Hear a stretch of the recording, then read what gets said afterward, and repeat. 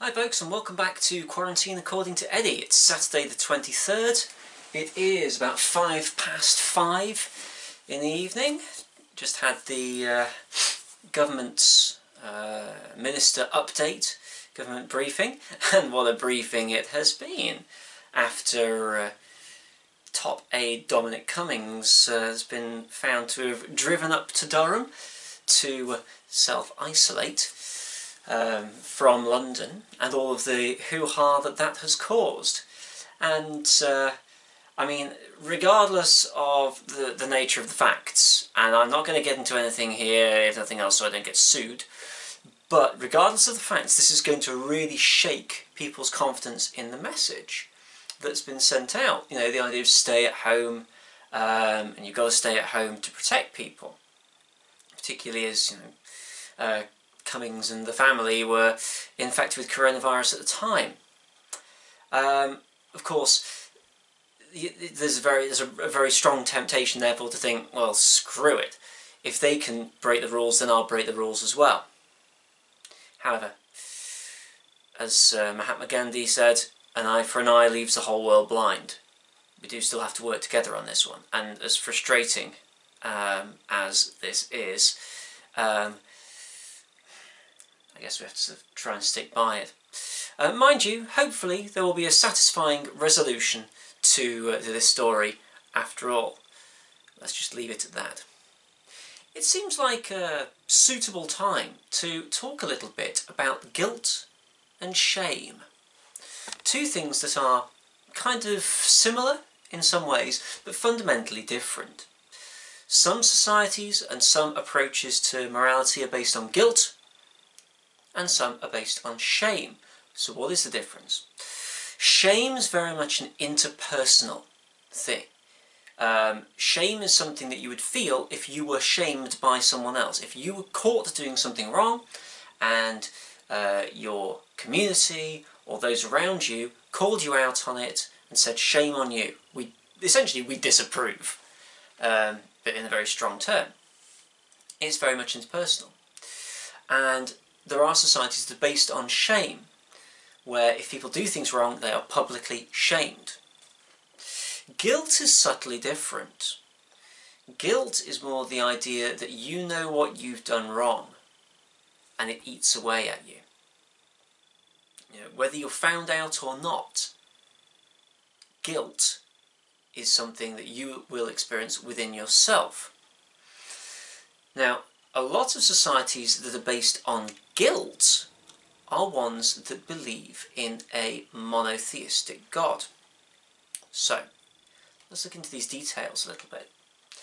Shame-based societies, very much based on the idea of if you get caught, you get shamed.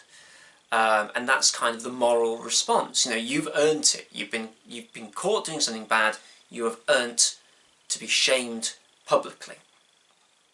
Which, yeah, that's a form of morality. But there are some interesting side effects that come from this. If you, can avoid being shamed, then you're not going to have that kind of public rebuttal against you.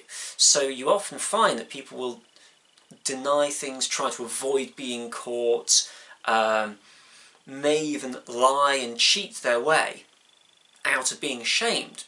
So this, in a sense, is a very immoral response. You know, you've committed one bad thing, but then you commit further immoral actions to try to avoid being shamed. So that is kind of an issue with a shame-based society. Guilt-based societies kind of come, as I said, they kind of correlate with those that believe in a monotheistic, often omniscient God. There's a pretty clear link here, isn't there? Even if no one else finds out what you've done, the omniscient God is going to know, and you will pay for it at some point. So, you know that you can't get away with it because God knows. And that's kind of often, not always, but often a route for the route that drives a guilt-based society.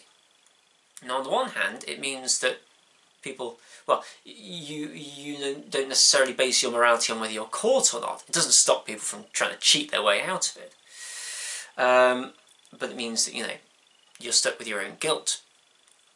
And certainly Thomas Aquinas, great sort of Catholic thinker, who came up with loads of ideas about conscience and morality, among other things, suggested that you feel guilt if you know that you have done wrong, and if you could have avoided that. So basically, you can feel regret if you've done everything that you can to avoid doing an immoral action. But if you haven't done everything that you can to avoid that, if you in some way are responsible for your immoral action, even by just failing to check the rules correctly, or just trying to get away with something, that makes you to blame, and that means you will feel guilt. It means that your own conscience is going to get to you, and that conscience is rooted in, surprise, surprise, God. So guilt could arguably seem to be a fairer thing, but the problem with guilt is that it tends to spiral, it tends to snowball, sorry. You can feel guilt for things, and that can really eat away at a person, and that guilt might not even be warranted. You might feel guilty for something that you shouldn't feel guilty for, but because it's not based on whether anyone else knows or not, you could sit there with your internalised guilt, and it can lead to all kinds of problems. So let's compare some reactions in two similar societies. In a shame-based society, you could be shamed for your immoral actions, but also you could be shamed if someone perceives your actions to be immoral, even if they don't fully understand them. So you could be shamed wrongly. So take, for example, like within this lockdown period, I've done my very best not to go out or do anything. If I have had to go out, I've gone out on my motorcycle, and there have been times where I've thought, okay, I do actually need to check in on people from a distance. I need to deliver medicines, I need to deliver food. There have been various reasons why I've gone out. People may well have seen me leaving, travelling, without knowing the full reasoning behind it. They could well look to shame me. They might think, oh, shame on that guy, he's breaking the rules. Whereas actually I'm not. Without having a chance to then defend myself, I could be publicly shamed, which would be unfair. So what about the guilt side? Well, it's based on my own conscience, and this is where it becomes more difficult.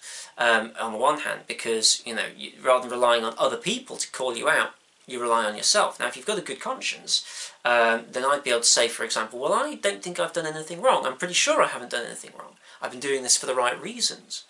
I've not made any contact with people. I've maintained my social distancing. I've only done it when absolutely necessary. I've followed the rules in as much as I possibly can without causing harm. Therefore, my conscience is satisfied because I've done the right thing, no matter how that might be interpreted by other people. Problem is, A, if my conscience isn't very good, and I essentially talk myself into thinking, yeah, I don't need to be guilty for that, that's fine. But the other problem is, what if it goes the other way and I think, oh, should I have really done that? Should I have really gone to help that person? Should I have really done this? And everyone else around me might be going, yeah, of course, that was exactly the right thing to do. And the opposite of shame, they'd be praising me. But without having other people to praise me, I could be sat there worrying with my own guilt. So guilt and shame have got, they have actually got strengths and weaknesses as a social, moral response. Neither is perfect. So there's pretty much no question that Dominic Cummings is being publicly shamed at this point, rightly or wrongly, because he's getting quite a lot of flack, and he has been trying to get out of it as well, again, rightly or wrongly. And but the real question is he feeling guilty? And should he be feeling guilty? Has he followed the rules to the best that he possibly can? Has he done the right thing? Has he followed the moral principle of the law, rather than just looking for technicalities?